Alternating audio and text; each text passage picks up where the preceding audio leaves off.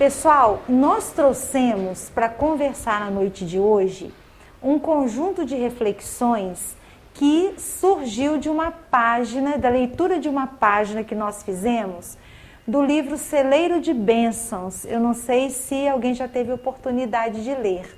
É de Joana de Ângeles, ditado por Joana de Ângeles, psicografia de Divaldo. E eu vou confessar para vocês que quando eu fiz a leitura, eu vou ali devagarinho, primeiro a gente olha o título, antes de avançar na página, tento, imaginar o que aquele título vai trazer, e aí o título é exatamente neutralidade dinâmica. Eu inicialmente fiquei pensando assim, deve ser uma página de Joana que vai nos orientar a controlar a nossa forma de escutar, para que a gente também possa controlar a nossa forma de falar.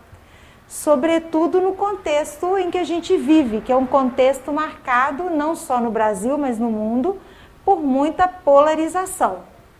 Então, a leitura inicial foi essa. E também vou dividir com vocês um desconforto que eu tive com a palavra neutralidade, porque eu não sei para vocês. Mas essa palavra, no contexto atual, ela não tem um sentido muito positivo, não. Quando a gente coloca que alguém se mantém neutro numa dada situação, parece aquela pessoa que fica em cima do muro. Ela não toma uma atitude, ela não se posiciona. E não se posicionar não é bem visto por nós nos dias de hoje. Porque às vezes você chega com uma demanda para alguém, aí você diz assim, fulano, estou vivendo isso, isso e isso, queria ouvir você um pouquinho, você pode me ajudar? Aí a pessoa, ela às vezes não quer interferir na sua ação, no seu pensamento, e ela se abstém da opinião. E isso às vezes até incomoda a gente fica até indignado com essa postura da neutralidade. E não somos só nós, não. Porque eu fiquei me lembrando de que Jesus também, em diversos contextos da história do Evangelho, ele chamou a nossa atenção, até advertiu mesmo, para o problema da neutralidade. O problema de sermos neutros. Aí eu trouxe, são muitos os recortes, eu trouxe 3 para a gente pensar aqui, nessa linha de raciocínio em que o próprio Cristo recomenda, de nossa parte, posicionamento. Então, a gente pegou ali somente uma parte do título por enquanto, tá? Que é o neutralidade, para tentar entender que neutralidade é essa que Joana de Ângeles está propondo. Então, nós fomos lá em Apocalipse. A gente sabe que Apocalipse foi um livro escrito por João. Então ali, tudo que está registrado e que aparece como fala de Jesus, não é uma fala direta de Jesus, é uma fala indireta. É João narrando aquilo que Jesus teria dito, E lá em Apocalipse, a linguagem também é impactante. Quem já teve oportunidade, pelo menos, de correr os olhos nas páginas, sabe que é uma linguagem forte, impactante e muito difícil de a gente decodificar grande parte das vezes. E aí João então vai registrar lá no capítulo 3, nos versículos 15 e 16, a seguinte fala atribuída a Jesus. Conheço as tuas obras, que nem és frio nem quente. Quem dera fosses frio ou quente. Assim, porque és morno e não és frio nem quente, vomitar-te-ei da minha boca. É bem forte essa fala final de Jesus. Mas vamos devagarinho aqui. O que ele está dizendo? Que ele conhece o Espírito, a história daquele dado Espírito. E ele está dizendo, eu sei que você não é nem quente nem frio, você é morno. O morno aqui é o neutro. E aí ele ainda vai arrematar. Quem dera você fosse quente ou você fosse frio. Por quê? Porque o frio é aquele que ainda vai despertar. O quente já é o Renato, É aquele que está todo já na dinâmica do processo. Mas o morno, a mornidão a que Jesus se refere aqui, é a mornidão moral, a mornidão espiritual. O morno é o o meio termo, é o meio do caminho. Então aqui, na verdade, ele diz que aquele que é morno será vomitado. O que é esse vomitar? Tudo aquilo que entra no organismo, que o organismo não dá conta de absorver e que está fazendo mal, o organismo ele vai tentar de alguma forma expelir. O vomitar é nesse sentido. E aí, buscando a metáfora desse vomitar, o que Jesus está propondo aqui? Aquele que tem frouxidão espiritual, mornidão moral, não poderá estar em determinadas esferas vibratórias, não porque Jesus não vai permitir que ele esteja ali. É a própria lei de Deus, a lei de afinidade, a lei de sintonia, a lei de ação e reação. Ele não vai dar conta de estar numa dada sintonia, numa dada faixa que ele ainda não alcançou. Então, ele temporariamente, não podendo estar ali, ele vai ser vomitado. Por quê? Se o organismo não pode absorver aquilo que está tem que ser vomitado até que o organismo possa absorver uma outra coisa que tenha condição de se manter. Fez sentido isso que eu falei? O que Jesus está então dizendo aqui? Do perigo da neutralidade, da mornidão. A gente avança mais um pouquinho e agora sim, efetivamente uma fala direta do Cristo, que foi registrada por Mateus. Só para a gente entender o contexto em que essa fala foi colocada, era o momento em que Jesus estava com os seus discípulos e ele havia acabado de curar um homem que era mudo e cego ao mesmo tempo. E aí os fariseus, como sempre, acompanhando esses processos de Jesus. E os fariseus estavam ali, atentos. E eles assumiram para si a postura de julgadores. O que eles colocaram? Que eles não eram nem contrários ao que Jesus fazia e nem favoráveis. Eles estavam ali para avaliar a situação. E aí eles ainda disseram para Jesus que as curas que ele fazia, inclusive essa desse homem, era feita em nome de Satanás. Estou usando, gente, as palavras lá do texto evangélico, né? A gente tem que tirar a figura de linguagem aí. E aí o que Jesus vai dizer? A lógica do Cristo, o raciocínio lógico. Ele vai colocar assim: uma casa que ela é contra si mesmo, ela está fadada à ruína, não é? Uma casa que age contra si mesmo é uma casa que vai desabar. Se eu curo em nome de Satanás, olha a incoerência do processo. É Satanás expulsando o próprio Satanás, porque esse homem cego e mudo ainda era endemoniado. Então, é como se os fariseus estivessem dizendo: Jesus está curando em nome de Satanás, expulsando Satanás. É o próprio Satanás ruindo a própria casa, né? E aí então ele vai dizer: quem não é comigo é contra mim.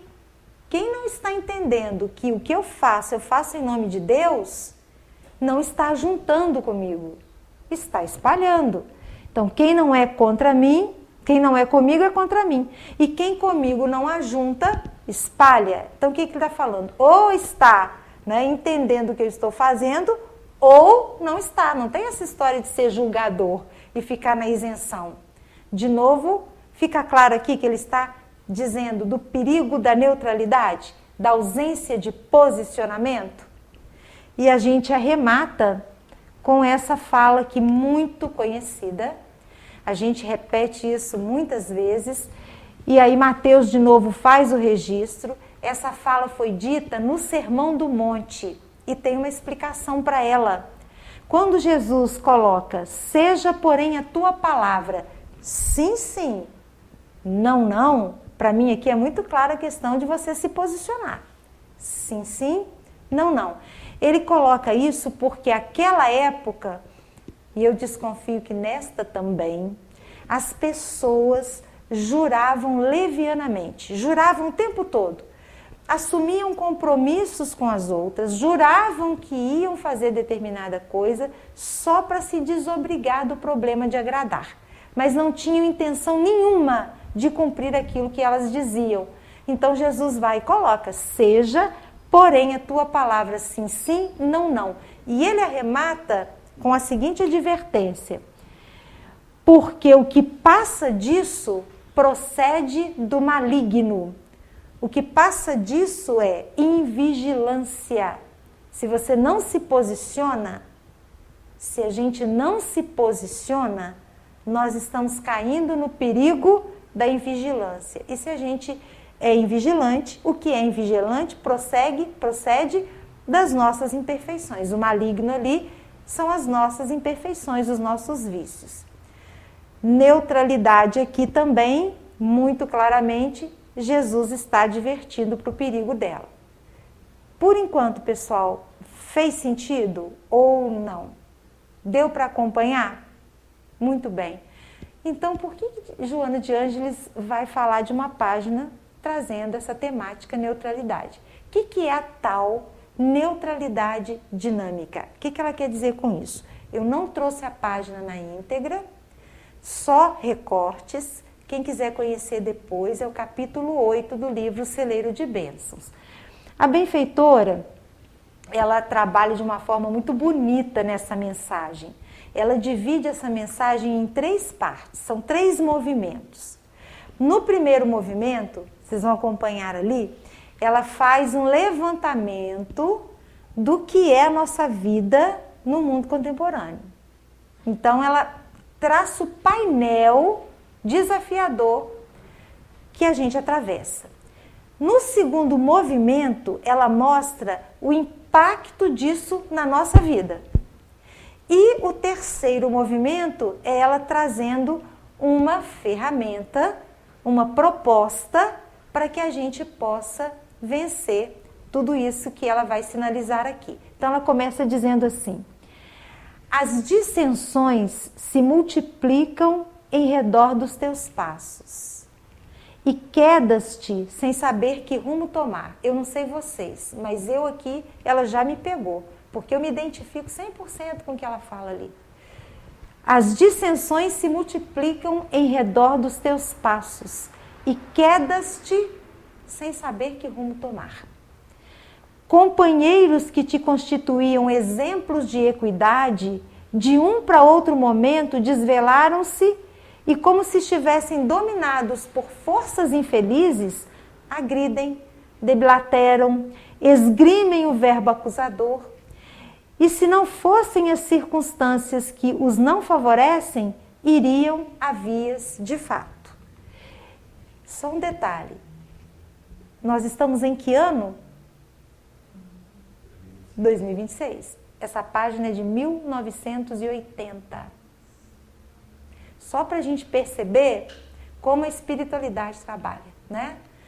A gente já vivia momentos de dissensão lá atrás, mas eles estão cada vez mais intensos e agravados, né? Ela segue.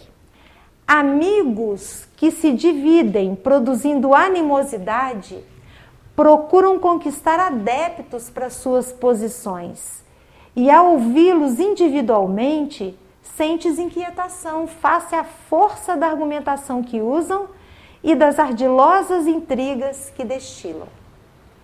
Confrades antes gentis, agora se anatematizam porque se acreditam traídos, afastando-se uns dos outros e disseminando bem urdidas acusações. Tudo se apresenta convulsionado.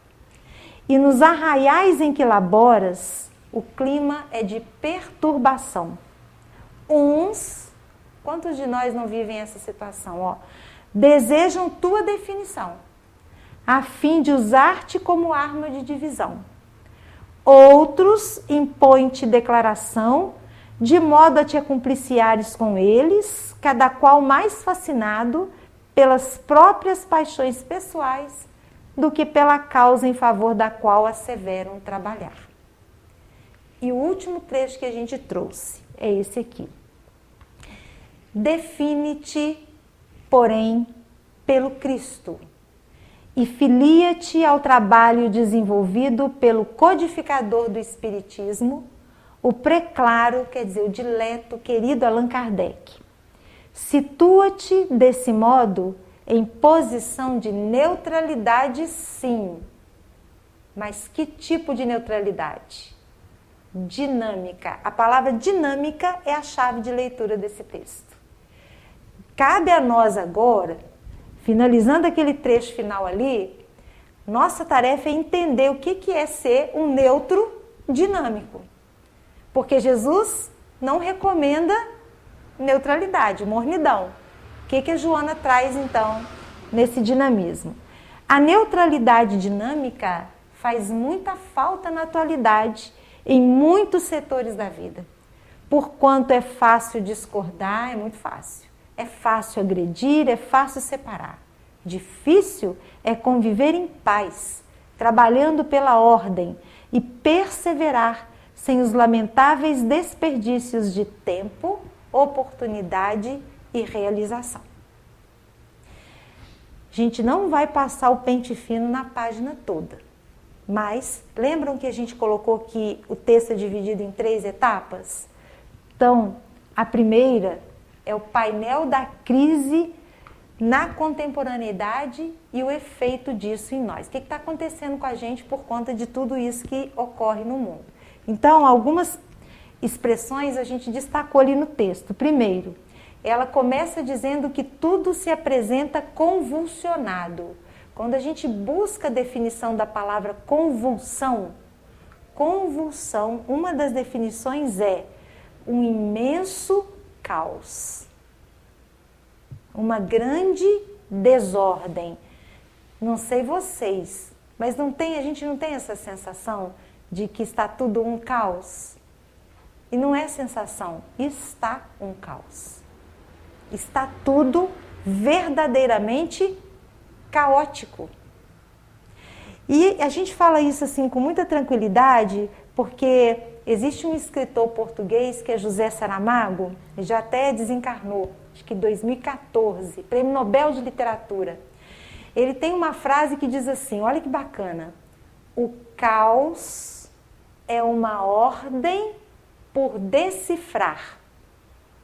Vê se dá para pegar a ideia dele, ó.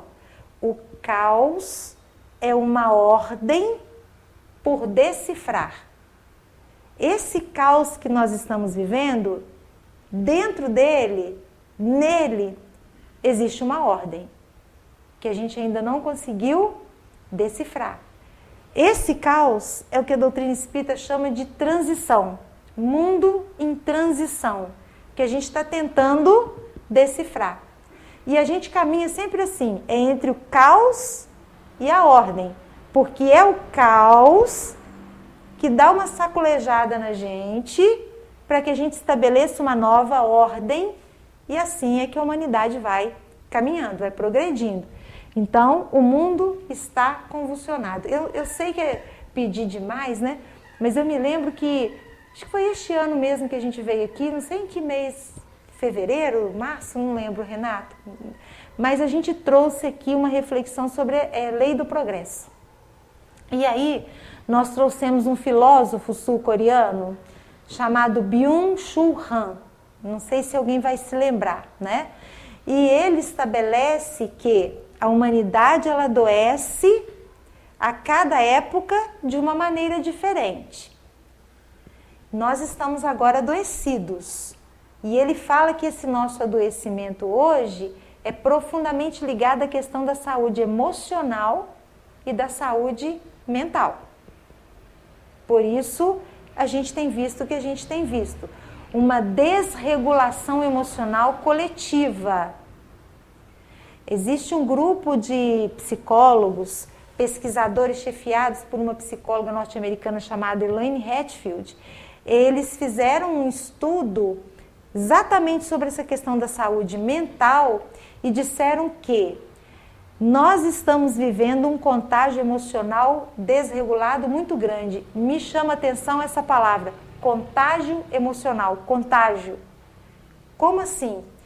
Se alguém que está emocionalmente desregulado joga num ambiente que já está tensionado a sua desregulação, é muito natural que aquela desregulação ela contagia o outro, que contagia o outro, que contagia o outro, contagia o outro. Não precisamos ir longe. Trânsito. tanto para pedestre quanto para motorista. Se um está nervoso, facilmente ele leva o outro também para o nervosismo dele. Só um exemplo bem rasteiro, né? Dessa desregulação emocional, dessa invigilância. E aí a gente vai, a gente está se deixando levar. E aí tudo isso, qual é o impacto? Nos perturba, claro. O clima é de profunda insegurança, gente. Nós estamos vivendo um tempo de muita irritabilidade e irritabilidade generalizada, concordam? Por pouca coisa a gente se irrita com as pessoas.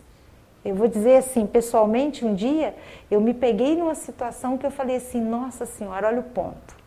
Eu estava voltando para casa e no caminho eu vi uma pessoa saindo de casa, vestindo uma dada roupa e para ir ao mercado, porque ela estava com um carrinho para poder ir ao mercado, esses carrinhos, né, de mercado.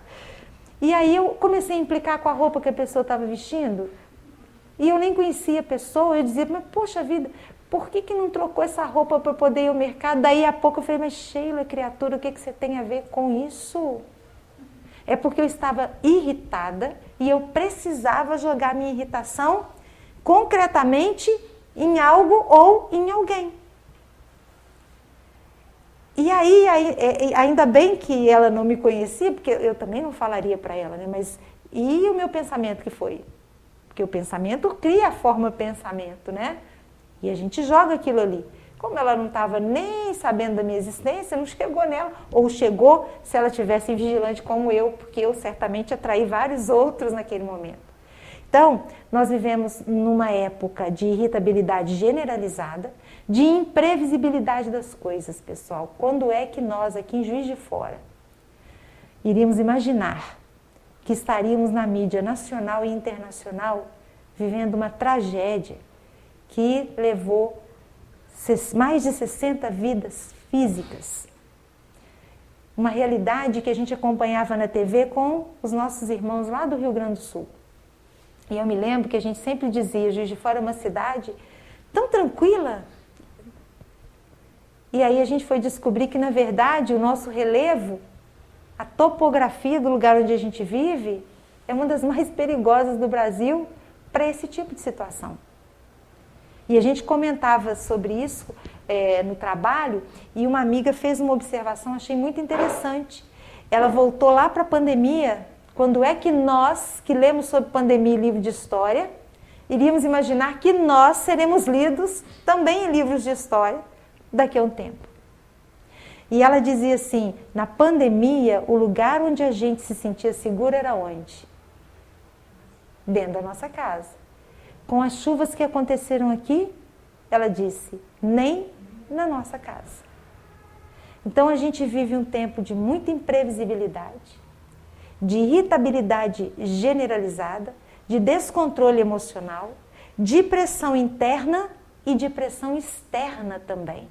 E Joana segue dizendo que nós somos dominados por forças infelizes. A nossa tendência é achar que essas forças infelizes dizem respeito a quem?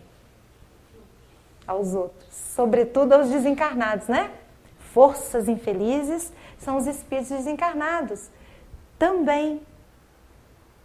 Mas ela também está se referindo aqui às nossas próprias forças infelizes. Aquilo que a gente alimenta dentro da gente por toda essa ambiência externa, porque a nossa ambiência, a psicosfera do planeta não está fácil. A gente se alimenta e alimenta essa psicosfera. E aí essas forças infelizes nos dominam. É muito interessante a gente pensar que quando a gente pinta esse painel todo, parece de fato que nós estamos caminhando para o abismo e que não tem solução, né? E a gente escuta algumas pessoas dizendo isso.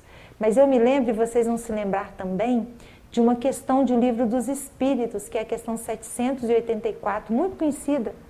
Kardec pergunta assim, a perversidade do homem, da humanidade, é tamanha que não parece que ele regride em vez de avançar? Não é a sensação que a gente tem? Que as pessoas estão, né? Que nós estamos regredindo? Olha o que os amigos espirituais respondem. Tu te enganas.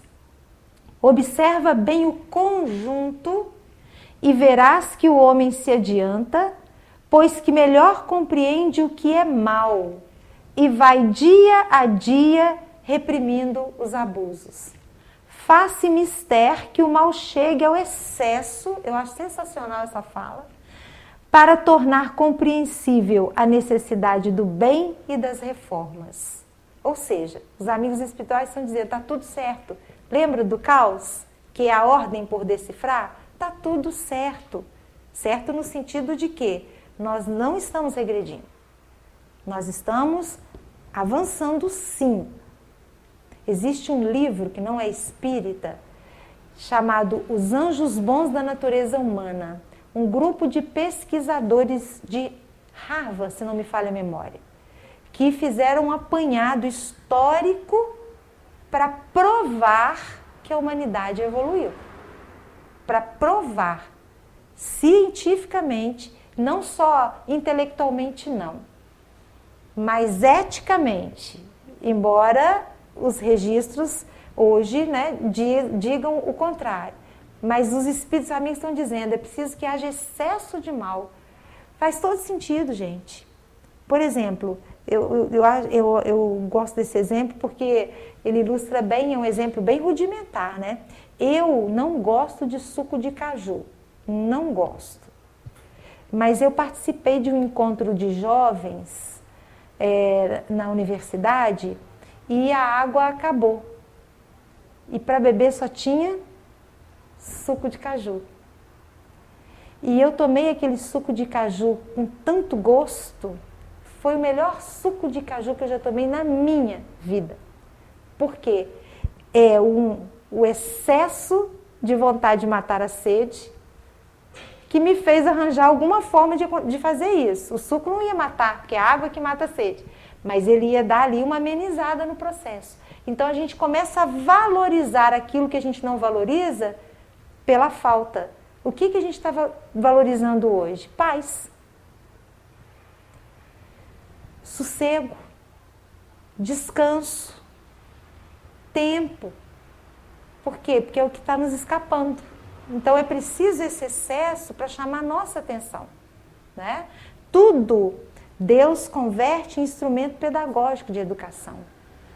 Os espíritos que estão reencarnando aí, que trazem, a gente sabe disso, né? Tem uma leva que já está aí, que é espírito muito endurecido e que vieram aqui, né?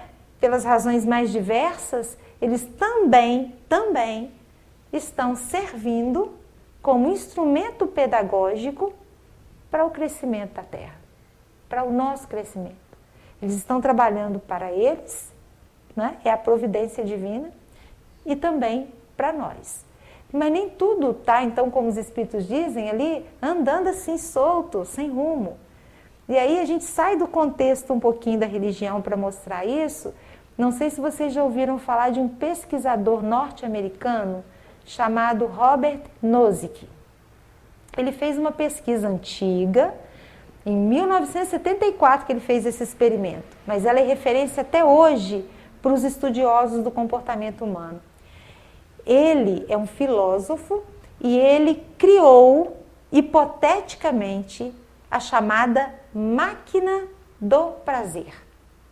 A gente trouxe aqui o experimento do Nozick. O que ele diz? Ele, junto com um grupo de outros pesquisadores, elaboraram uma situação em que existisse essa tal máquina do prazer. Em que consiste essa máquina do prazer? É uma máquina que, hipoteticamente, é capaz de gerar experiências ininterruptas, contínuas de prazer, em todas as áreas humanas. Então, ele propôs a seguinte situação, né? Ele criou um experimento e foram convidadas várias pessoas para participar desse experimento, reuniu essas pessoas num grupo, como nós estamos aqui, e explicou: existe uma máquina que é capaz de proporcionar experiências ininterruptas de felicidade, de prazer, de sensação de conquistar aquilo que se quer, de alegria por ter atingido um objetivo. E ele foi descrevendo, né? E ele foi então propondo às pessoas a seguinte pergunta: você toparia ser conectada à máquina do prazer para viver experiências contínuas de felicidade? Ele lançou essa pergunta, que é essa que está ali. Você entraria nessa máquina para viver experiência de prazer contínuo, como se essas experiências fossem reais? E aí aí o pessoal, né, absorveu a pergunta, aí ele disse assim: mas a gente precisa colocar duas situações aqui. Primeiro, não são experiências reais, são experiências fictícias, são impulsos que o cérebro vai receber e você vai ali ser dominado por dopamina e vai o tempo todo nessa dopamina ficar feliz. Então, primeiro, experiência fictícia, não é experiência real. Segundo, a partir do momento que você aceitar ser conectada a essa máquina, até o seu último suspiro aqui na Terra, você não pode mais se desconectar. Deu para entender a proposta do Nozick? Uma máquina do prazer, experiência contínua, mas não experiências reais, só experiências virtuais. Em certa medida a gente vive isso, né? Nas redes sociais, por exemplo, né?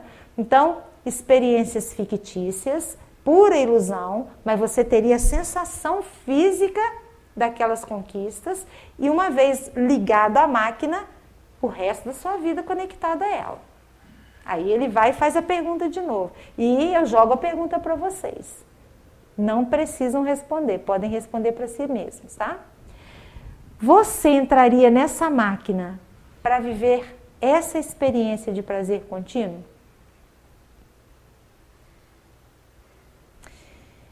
Então, sempre tem aquele que vai querer, né? Claro que houve. Mas 86,8% disseram, sem pensar, não. E aí ele começou o estudo dele, com essas pessoas que disseram não, com as pessoas que disseram sim. Conclusão desse estudo, de uma forma assim, muito superficial. E olha que bacana, isso é muito bom, porque isso mostra a evolução nossa, né? Nós não buscamos apenas prazer, porque cansa. Cansa.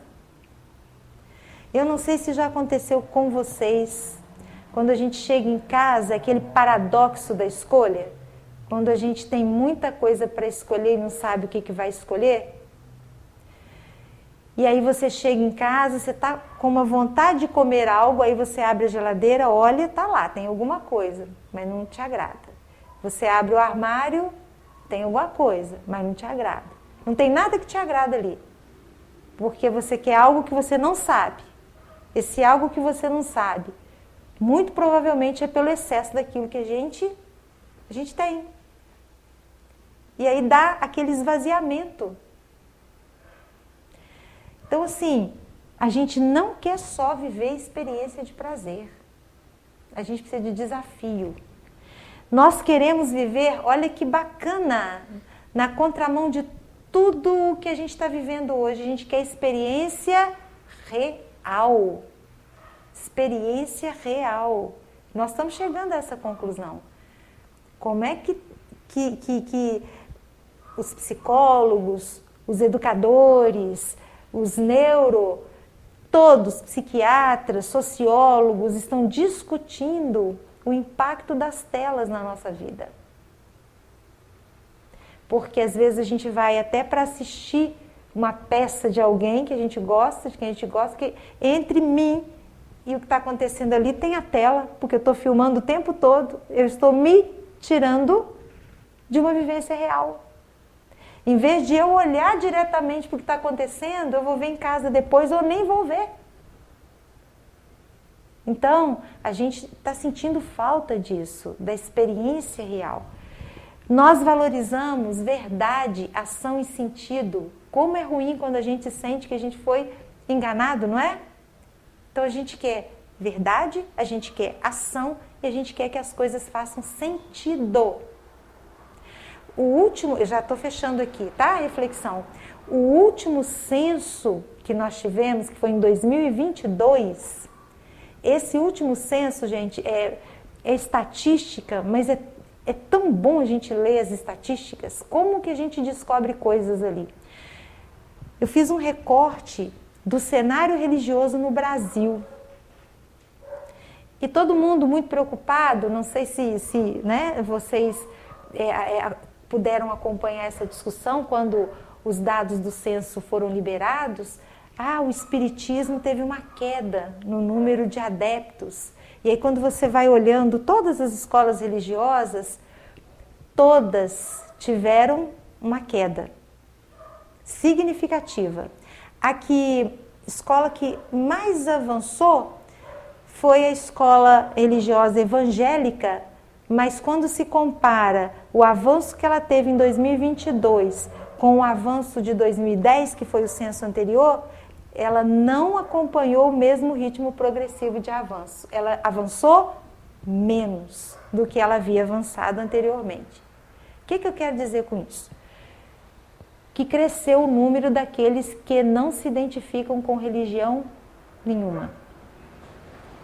E aí, 2 sociólogos ateus, eu gosto de frisar que são ateus, porque, em certa medida, traz uma isenção, né, para aquilo que eles estão dizendo. Começaram a avaliar os dados ali, de todas as religiões, de todas. Por que essa seguiu avançando, ainda que em menor escala? Porque ela avança aqui, ali. Então, tinha explicação para tudo. E chegou no Espiritismo. No Espiritismo, eu achei muito bonita a fala deles, é a Cecília Stoll. Eu vou tentar me lembrar do outro sociólogo aqui para colocar para vocês. Mas disseram que o Espiritismo, e isso vai ao encontro do que Kardec colocou lá na Revista Espírita de 1867, que a ideia que mais avança no Brasil e no mundo é a ideia da reencarnação e da comunicabilidade dos espíritos. Só que, como o número daqueles que se dizem sem religião cresceu, o que as pessoas estão fazendo? Não só nos que se dizem sem religião, mas em todas as outras escolas religiosas. Abraçam do espiritismo essas ideias, nomeiam de forma diferente, mas a ideia está lá. O artigo que Kardec escreveu em 1867 foi O Espiritismo em Toda Parte. E ele coloca nesse artigo que para os espíritos não importa o nome que se dê à ideia, importa que a ideia chegue nos mais diferentes locais. E é isso que está acontecendo.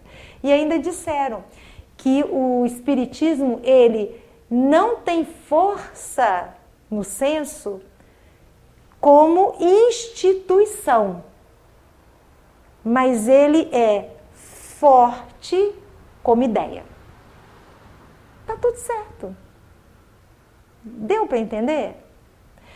E que os sem religião, achei isso também sensacional, não são pessoas que perderam a fé, mas são pessoas que estão querendo significado, sentido naquilo que escolhem como ponto de crença. Eu achei isso sensacional, porque a gente fala que aumentou o número de descrentes. Não é isso. É a forma de as pessoas se relacionarem com a espiritualidade, com a religiosidade, com o sagrado, com Deus, é que está se modificando. Porque no fim das contas, bem lá no fim, não vai ter sectarismo religioso, né? A gente caminha para um movimento só, não é isso? E ser importa muito mais do que apenas sentir. E para a gente encerrar, diz ali a benfeitora que nessa convulsão toda a gente fica sem saber que rumo que eu tomo agora, né? Estão pedindo de mim postura, posicionamento, eu não quero colocar mais lenha na fogueira, num mundo que já é polarizado e tensionado, como é que eu faço? Aí ela apresenta a chamada neutralidade dinâmica. O que é, afinal de contas, né, a neutralidade dinâmica? É uma ferramenta de saúde emocional, é uma ferramenta de saúde espiritual, que a gente utiliza como uma regra antiga que a gente se esqueceu. É agir, mas pensar antes. Não agir por impulso. Então eu posso dizer o sim, sim e não, não. Eu devo dizer o sim, sim e o não, não. Eu só não tenho que me precipitar. Eu preciso amadurecer em mim para depois eu partilhar. E aí entra um outro processo da neutralidade dinâmica. Não adianta que eu diga sim, sim e o não, não. Eu também preciso saber como dizer o sim, sim e o não, não. E aí a gente está errando bastante, né? Um exemplo também bem grosseiro. Uma coisa é eu dizer assim para a Olivia, cala a boca, Olivia, porque ela está falando demais e está atrapalhando. Outra coisa é eu virar para ela e dizer assim, Olivia, dá para você aguentar aí um cadinho só? Vou terminar aqui e aí você fala? É modalizar a forma como a gente fala, para que a gente não perca a razão. Vamos conseguir sempre? Ainda não. Mas a gente só vai conseguir sempre com o efetivo exercício, é hábito que a gente precisa. Então, tudo que ela pede aqui é silêncio, meditação, antes de falar. Do jeitinho que a gente faz. Só que a gente faz ao contrário, né? Então, ela pede isso. É a paciência do tempo. É acreditar nessa paciência do tempo também. Tem uma música, eu não conhecia, conheci recentemente, dessas que o Spotify vai jogando pra gente, né? E a música fala assim, se o medo chega, eu vou buscar um ditado antigo que vive em mim. Olha que bacana, um ditado antigo que vive em mim. Na calma do tempo eu vou confiar, tudo se ajeita no caminhar. Não é assim, gente? Quantas vezes a gente entrou em desespero e aquilo foi se ajeitando? A gente não pode ficar parado, porque aí não funciona. Mas estar em silêncio, estar em meditação, estar buscando essa conexão para que a gente haja numa neutralidade dinâmica, isso é movimento. A gente não está parado esperando que se resolva por si só, né? E a gente encerra, a gente falando, né, desse movimento todo de convulsão. Vamos ver como é que um profeta, vou voltar lá no Antigo Testamento, vou encerrar com esse profeta. Essa narrativa está registrada em Reis. O profeta Elias, todos nós conhecemos. Como ele usou a ferramenta da neutralidade dinâmica num mundo convulsionado em que ele vivia. 900 anos antes de Cristo, já havia uma convulsão no mundo acontecendo. Exatamente as transições, né? E nesse mundo convulsionado, o profeta Elias, ele estava vivendo um tempo muito difícil, porque era exatamente um caos. As pessoas estavam matando os profetas, indo de encontro à lei, à época, né? A lei mosaica, batendo de frente com aquilo que vinha como uma orientação de convivência ética e perseguindo Elias. Ele estava, os teólogos entendidos aí nas histórias dos textos bíblicos, Eles dizem que Elias estava vivendo um momento de estado de depressão. Quando ele, que era o profeta das grandes coisas, dos grandes milagres, dos grandes feitos, não estava mais conseguindo enxergar, sentir Deus. Ele desacreditou não de Deus, mas dele mesmo e do povo com quem ele convivia. E aí o que ele faz? Silêncio e meditação. Ele vai subir o monte Horebe. O mesmo monte que Moisés subiu para conversar com o Senhor, segundo está lá no Antigo Testamento. E quando ele chega no alto do monte Horebe, ele já estava cansado, estava se sentindo sozinho, angustiado, inquieto, cheio de dúvida, temor. Ele chega de tardezinha, quase noite, localiza uma caverna, entra nessa caverna, ele se aconchega na túnica que trazia junto de si, se acomoda entre as pedras e adormece, depois de chorar muito. E ali ele passa a noite. Vem a madrugada e de repente ele escuta uma voz que diz assim dentro da caverna: Elias, o que fazes aqui? E ele reconhece nessa voz a voz do Senhor, segundo a narrativa. E aí ele vai derramar toda a aflição que ele trazia no coração. Chorando convulsivamente, ele diz: estão matando os teus profetas e querem me matar também. O povo está corrupto, não se ouve e não ouve ninguém. E aí ele continua tecendo as suas desventuras. E aí a voz diz para ele assim: Elias, saia da caverna, você vai me ver passar. E aí ele se coloca ali na entrada da caverna e mal coloca o pé para fora. Vem uma tempestade, do nada, o envolve, ele fica atordoado. Ele se segura como pode, porque era chuva muito intensa. E ele fica ali: Senhor disse que eu vou vê-lo passar. E ele procura Deus na tempestade, ele não sente Deus na tempestade. A tempestade cessa, durou segundos. E ele diz: Deus não está aqui. A tempestade passa, vem um fogo que clareia aquela madrugada, quase manhã, queima alguma vegetação que estava ali próxima, aquece o ambiente, o cenário. Elias procura Deus, mas ele não consegue ver Deus passando naquela claridade toda. Deus não está aqui. O fogo, como veio, vai embora. E aí vem um terremoto.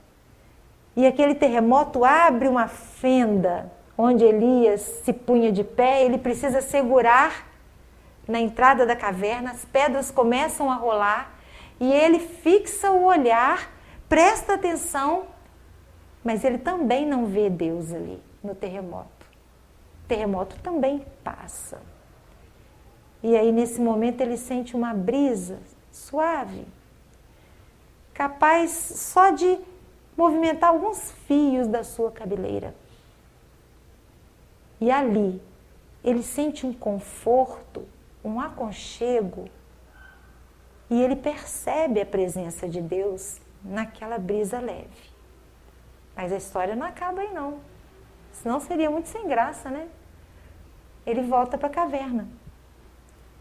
E aí quando ele se assenta de novo no meio das pedras, a voz diz assim: Elias, o que ainda fazes aqui? E aí ele começa de novo, só que dessa vez com mais calma, né? Ele estava mais confortado. E a voz diz assim: desce, Elias, há 7.000 corações esperando por ti, pelo teu trabalho, pela tua entrega na realização da tua missão.